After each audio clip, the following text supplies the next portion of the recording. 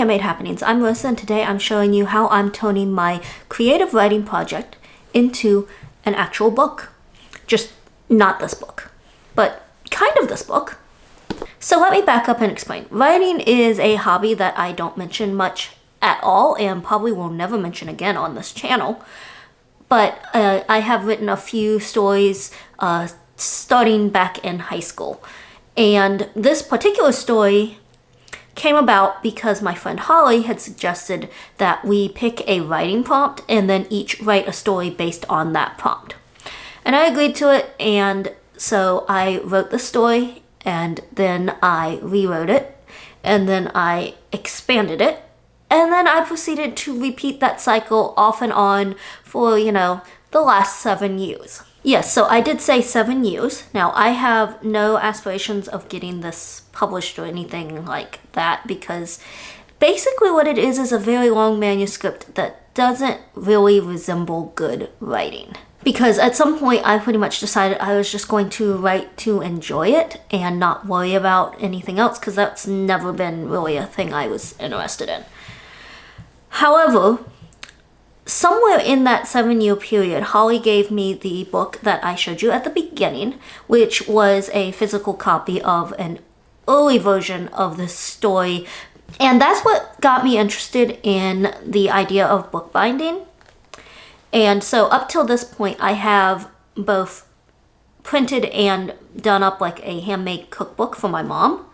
And also recently in a video that I posted on here, did a hardcover rebind of my Narnia books. So I am now combining those two skills to bind the story as a hardcover, hopefully being the final time, and this will mean that I won't keep messing with the story. Maybe. In a minute, we're going to talk about setting up the document for printing, but first I want to explain about book signatures. So a book is made up of signatures, which is basically just a stack of paper that has been folded in half. So all the sheets are folded in half together. Usually it's about 4 to 8 because if there's too many, things get a little uneven on like these edges here. And I like to just think of it as like a program from like a school play or something like that. If you look at those, they're usually just a bunch of paper stacked together and folded in half. That said, you create multiple signatures and then you sew them together to make a book.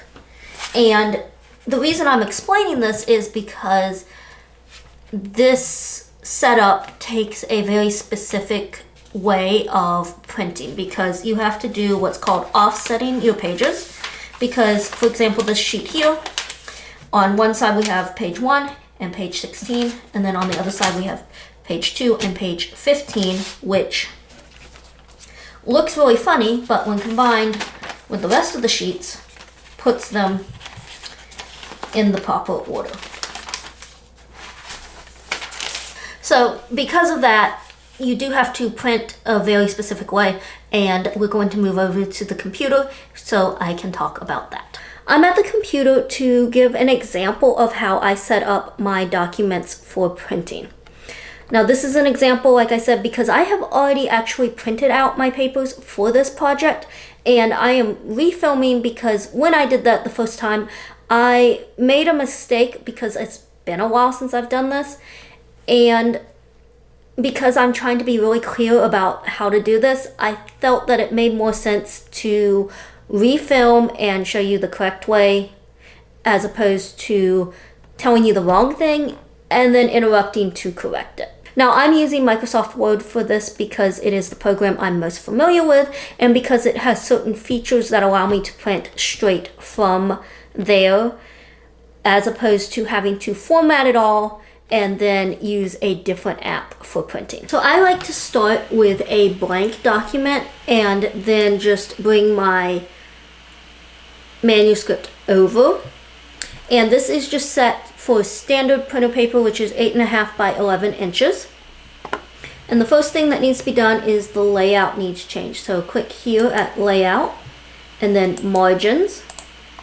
Come down to custom margins and change where it says multiple pages from normal to book fold. Now here at sheets per booklet, this is where I messed up before. I was thinking this meant how many sheets of paper go into my signature. That's not what it means. It actually basically means how many pages in the signature, which there are 4 pages per sheets of paper. In other words, if you think about your signature, figure out how many sheets of paper you want per signature. I would recommend between 4 and 8. Pick whatever number that is and then multiply it by 4. And that's the number that you're going to set this setting to. So in my case, 8 times 4 is 32. And then hit OK. And what this has done on screen is it has taken that 8.5 by 11 inch piece of paper and cut it in half. So it is now 8.5 inches long and 5.5 inches wide. Now my book starts with 2 blank pages followed by a title page, because for some reason I thought I needed that blank page, and it only recently dawned on me that I didn't actually need it. So that said, I am just starting with the title page. Now, if you're wondering what a title page is, if you ever have paid attention when you open a book, there is a page that just has the title on it. And then there's a second one that has the title, the author's name, and the publisher's logo. I am skipping the first one and just doing the second one.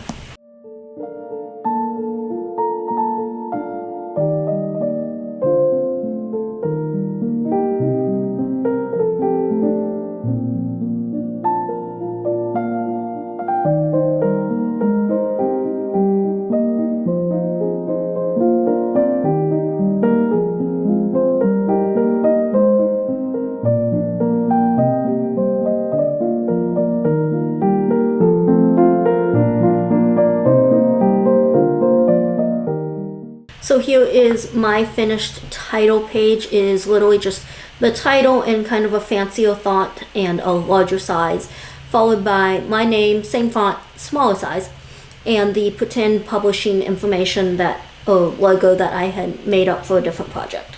And I did mention earlier, mine actually started with 2 blank pages, which was unnecessary.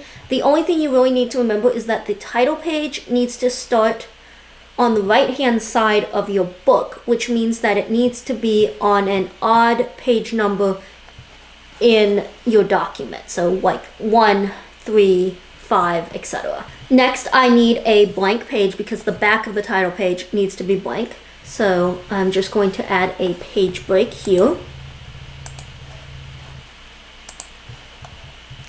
And like I said, this one stays blank, so I really need to start another page.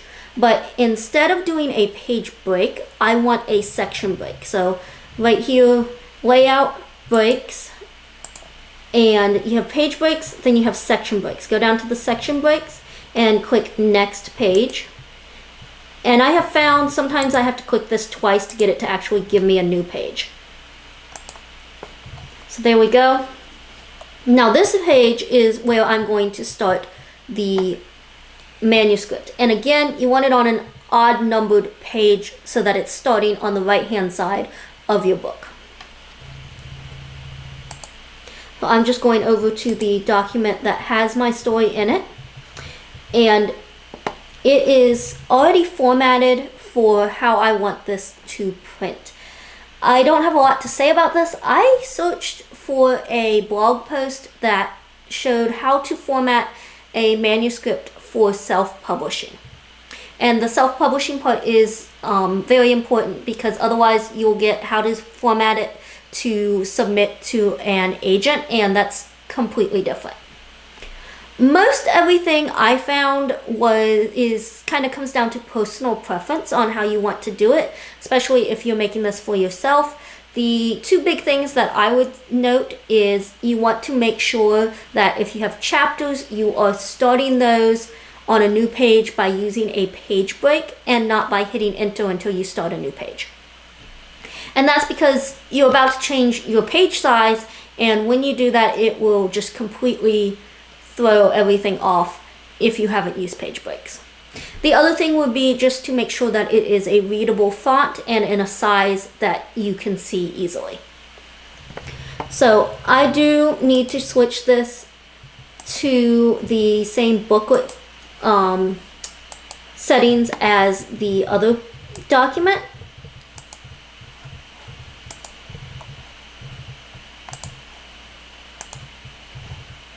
And that goes ahead and switches the page size again. And now all that's left to do is to copy it and paste it into the other document.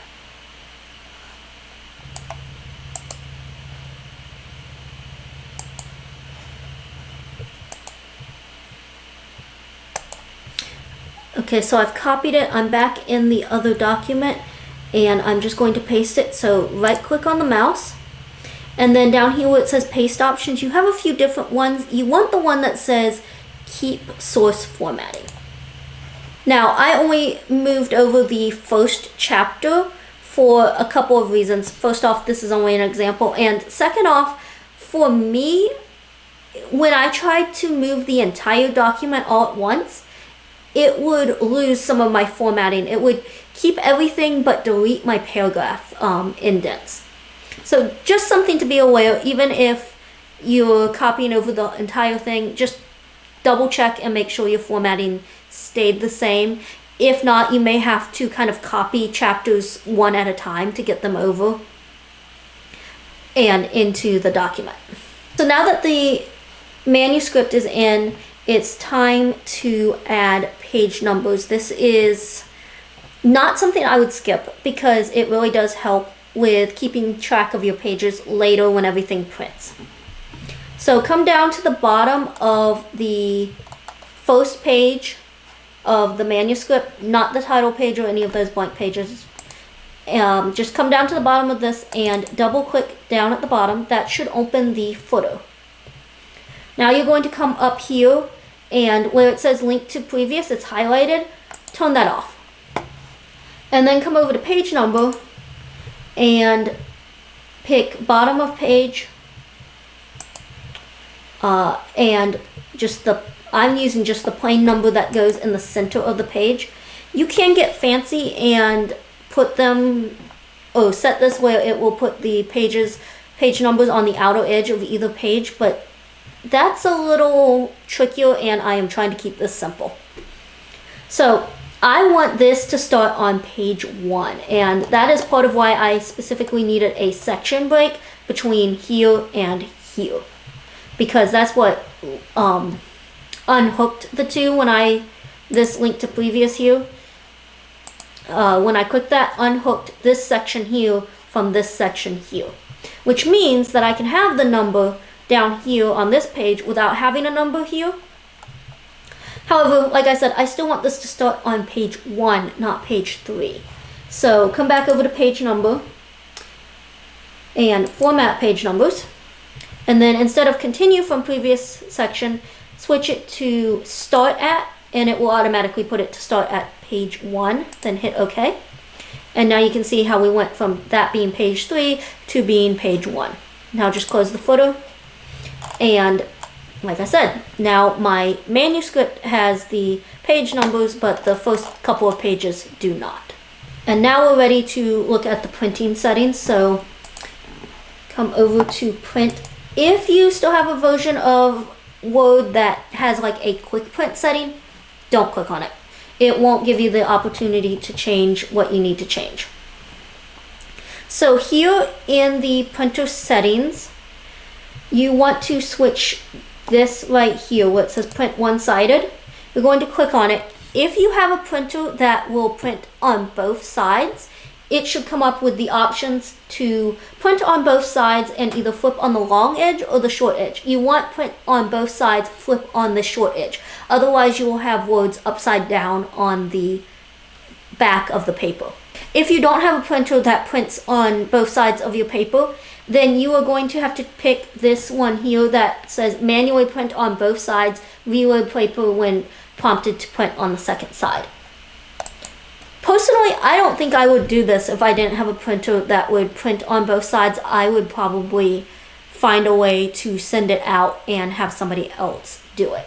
But that is all the settings needed for this, and at this point, if I was actually doing this, I would be ready to hit print. And as the pages print, I like to stay near the printer and pull off each signature, so every 8 pages, and then stack them, staggering how I do it, so that I am basically sorting each signature together as it prints. And the one downside to using Microsoft Word for this was that under the booklet setting, there is no option to print a certain range of pages.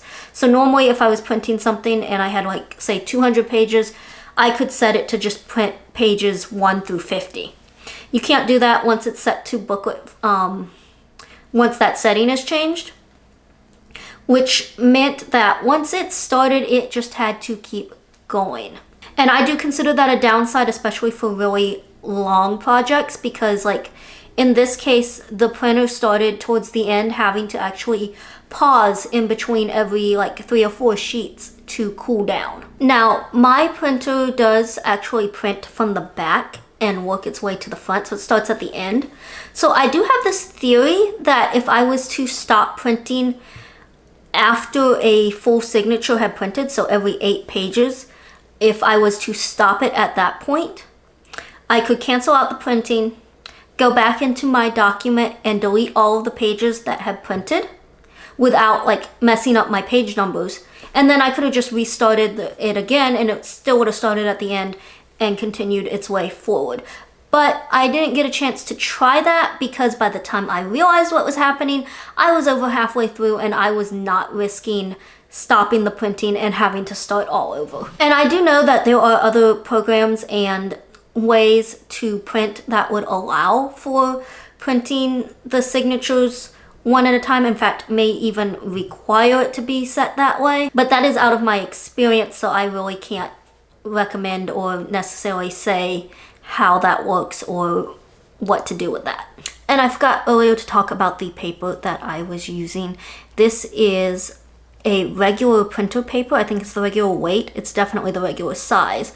The only difference really is that it is not white. It is classified cream. It's basically an off-white because I just didn't want like white pages for this. But of course, if that's all you have, then regular printer paper is perfectly fine to use as well. So now it's time to fold the signatures. So I have my first one right here. I already checked to make sure that it is completely in the right order and that I have all of the pages.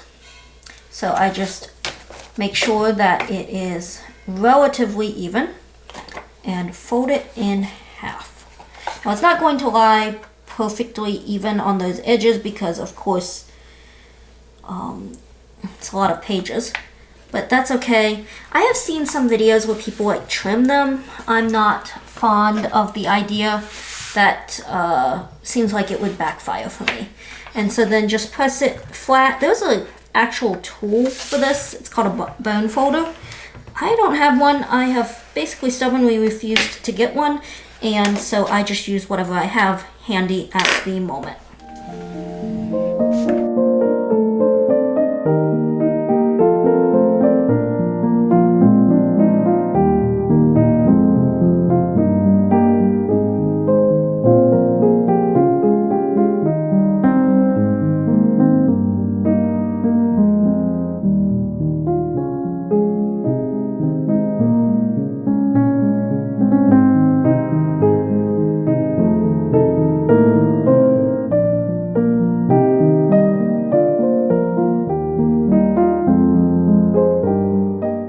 Once all of the signatures were folded and stacked, I set a couple of heavy containers on top of them to press them and let them sit overnight.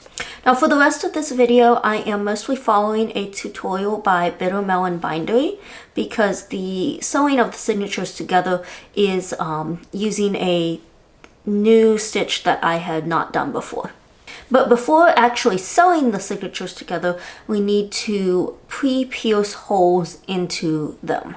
In the past, I've always done this by measuring and marking the holes on each signature separately. But this time I am following the advice of the tutorial that I was watching and using a template.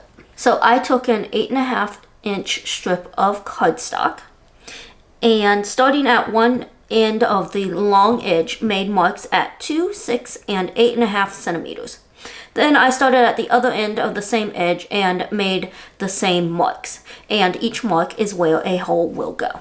Then I used a sewing pin to pierce the holes into the folds of each signature.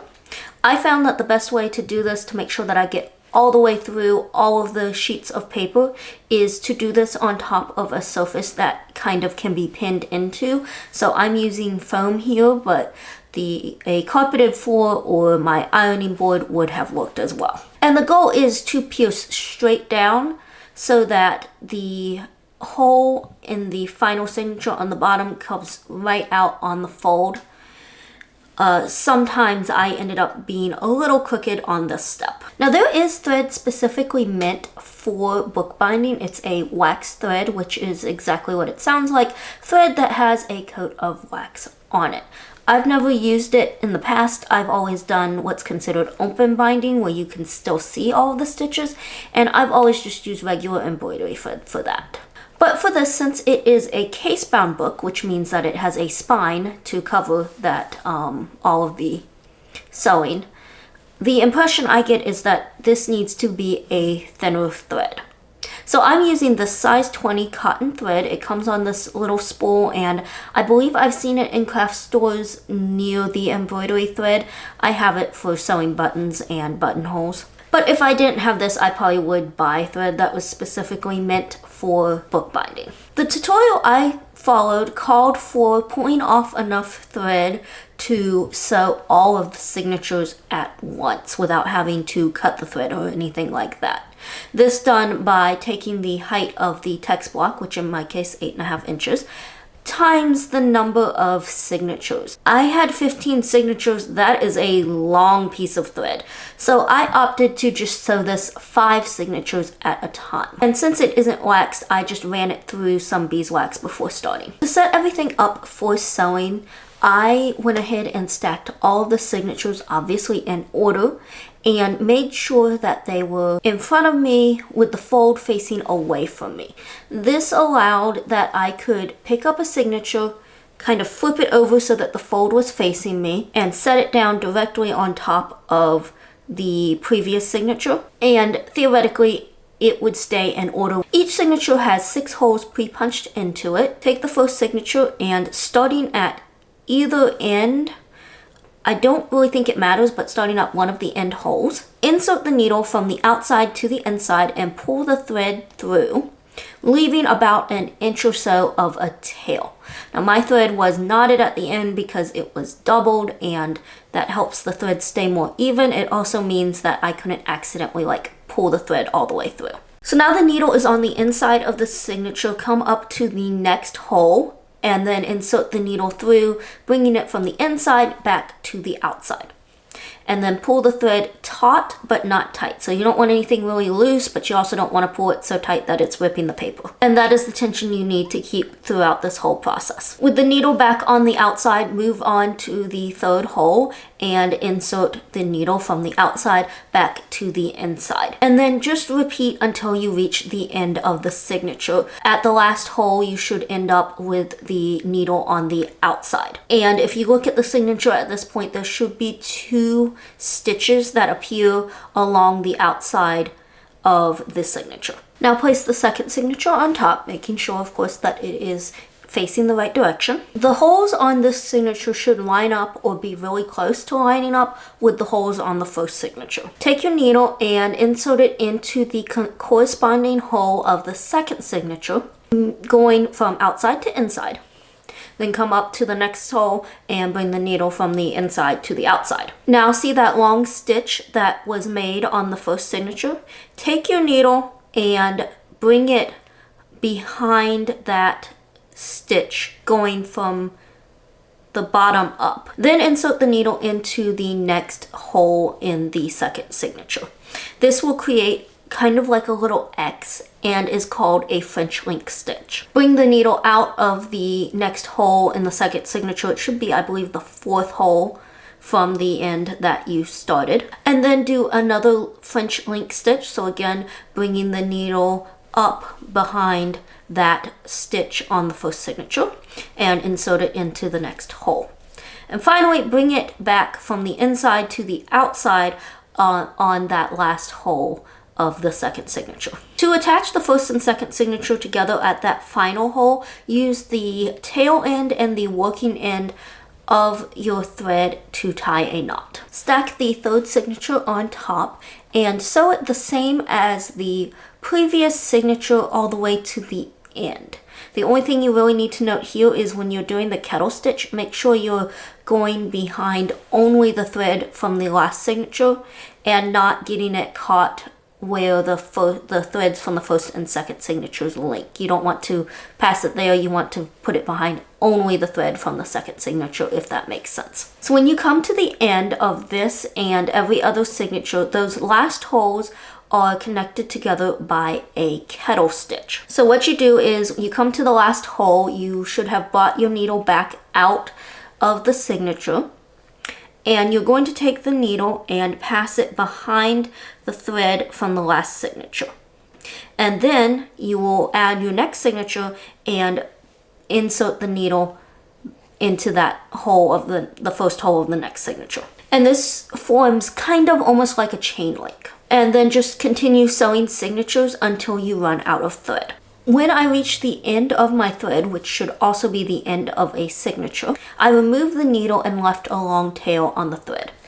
I then threaded a new needle, put a new signature on top, inserted my needle from the outside to the inside of the corresponding hole to where the other thread ended, pull it through, and then use the tail end of the two threads to tie a knot. And then I continued sewing the rest of the signatures. And once all of the signatures were sewn, I did the final kettle stitch, and then I secured it with a knot by kind of passing my needle behind the thread and then coming back in the opposite direction and pulling the needle through the loop that it created. And I just did that twice for extra security. So here's the finished text block, and you can see how the stitches interlock. It is a bit loose still at this point, kind of wobbly back and forth, but the next step is supposed to take care of that, which is gluing the spine. This is supposed to be done with a side press so that the spine would be sticking up in the air, but I didn't have anything to do that with as far as like DIY versions of it. So what I did was I just glued it laying flat and then put my heavy objects back on it to press it. I did make sure that I put like a silicone mat between my boxes and my text block just to keep it from sticking, and then it's also on top of a craft mat that it wouldn't stick to either. And I am using Aleene's tacky glue for this. You're technically supposed to use a glue that is acid free, and I don't know that this one actually is. However, the reason for that is has to do with like damaging the paper over time, and I am not overly worried about that, so I just use what I have. However, if you are concerned about that, Elmer's school glue is acid free, and I have seen some who use that. So while the block dried, I prepared my end papers. End papers are sheets of paper that are folded in half, and then one is glued to the front of the text block and one to the back, and then they are what actually are glued to the cover and hold the cover and the text block together later on. Because of that, I did use a slightly heavier paper for my end pages, and for the front one, I just left it blank and folded it in half. For the second one, I did write like a back cover summary, which I printed onto my paper before I glued it in. So I just used the same settings in my Word document for a book fold, but made sure that the words were placed on an even numbered page because I need them to be on the left-hand side of the book when it is open. And when I printed that page, I then made sure that I just folded the paper so that the words were on the inside of the fold. So now you can see the text block after it has dried, and it definitely no longer wiggles, but the edges are also extremely uneven. This is partly because of how signatures are made, and also probably because I don't think everything was totally even when I glued the spine. Now I'm applying a thin line of glue on the front and back along the spine, and that is how I attach the end papers. Now I'm making the end bands. If you look at a hardcover book, these are those little things that are just on the top and bottom of the spine. I took a strip of the fabric that I'm going to use for the cover, and I glued it around a piece of yarn. After it dried, I trimmed it down to the width of the spine and just glued one at the top and one at the bottom. At this point, I also glued a thin piece of fabric to the spine. This is cut to the height of the book, and then a little bit of an overhang on either side. The overhang will be glued down later. This is supposed to give added support to the hinges when it opens. Now it's time to cut the cover board. So the front and back covers need to be the height of the text block plus 1/4 inch, and then just the width of the text block. Now the cardboard that I used is from a craft kit and is only slightly larger than the width of the text block, so I just went ahead and left it because I knew it had to be trimmed down later, and I just trimmed it to the correct height. For the spine, the height is obviously the same as the height of the front and back covers. And then to determine the width, I took the text block and placed one of the covers on top of it and measured it and took that width as my measurement for the width of the spine. Now lay the cover boards out, putting the spine in between the front and back covers and leaving a 3/8 inch gap in between each piece. To do this, I used a strip of cardboard cut to that size as a spacer. I then kind of de-stuck some tape and used that to hold the pieces together. Now take the tape cover and wrap it around the text block, making sure that the spines are pressed together. And here's where we're going to check that front overhang. It is obviously way too big. That was kind of expected. So I mark one of the cover pieces so that it is overhanging the text block by about 1/8 of an inch. I then trim that down and use it to mark and cut the other cover piece to that same size. After trimming down the front and back pieces, I then kind of taped them back together so that I could measure the size of my cover.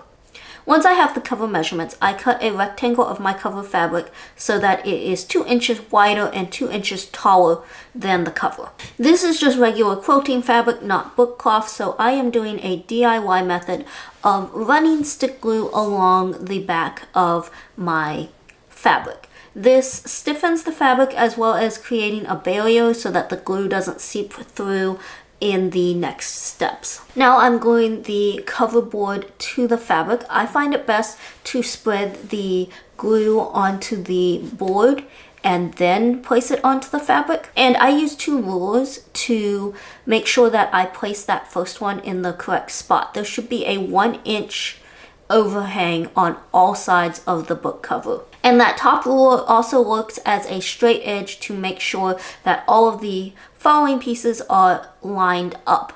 And of course, make sure to leave that 3/8 inch gap in between all of the pieces. Next, trim the corners at a 45-degree angle slightly away from the corner of the board. Then glue down the tabs, starting with the top and bottom and finishing with the sides.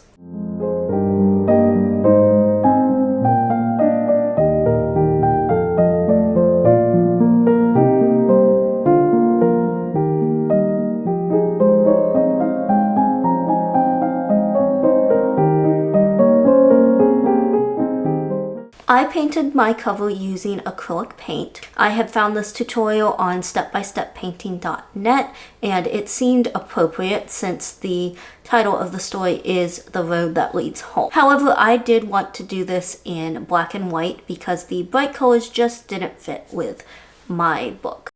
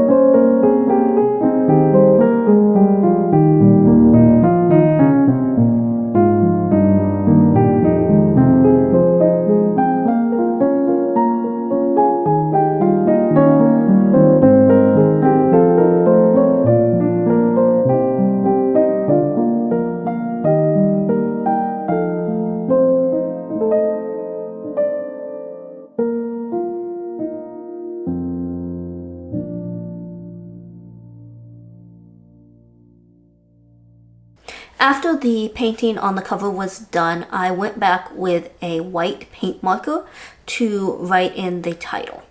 And I used strips of cardstock that I had cut to the width of my cover and marked the center of it to kind of help me keep it centered, as well as to try and keep my letters at least somewhat in line. And I used the same marker to write the title on the spine. Once the paint had dried, I sealed it with a thin layer of matte varnish. After the varnish dried, I was finally ready to assemble everything. I start by inserting the text block into the cover and positioning it how I wanted it, as well as making sure, of course, that it was facing the correct way. I then placed a plastic bag in between the end page and the rest of the text block as a moisture barrier. Now it's time to start gluing. Start by gluing that loose edge of the fabric that was attached to the spine earlier. Before applying glue to the rest of the end page, trying to work it from the center out as I was applying it. My text block shifted around quite a bit during this process, so I ended up having to kind of very carefully reposition everything to make sure it was in place. And then I just closed the cover on top of it to basically start attaching the pieces. Then I carefully opened it, making sure the pieces that were glued stayed together. I had gotten glue on the bag when I was applying the glue the first time, so I just put a clean bag back in and closed that side before flipping the book over and repeating for the other side. Once both sides were glued, I then just placed it back underneath my heavy containers to press it while it dries. The book has been drying all day, and I think it has been long enough to go ahead and take it out.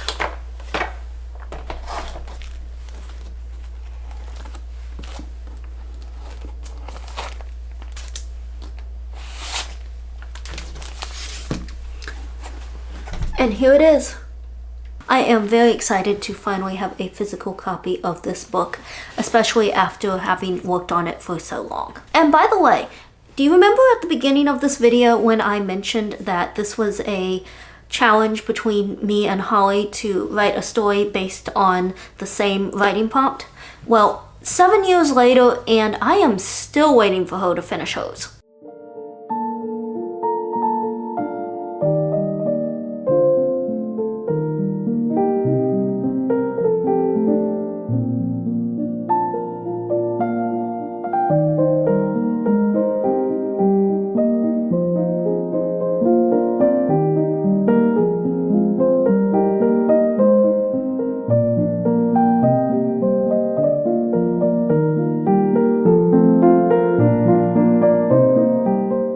Thank you so much for watching. I really appreciate it, and I hope you will join me next week for another handmade happening.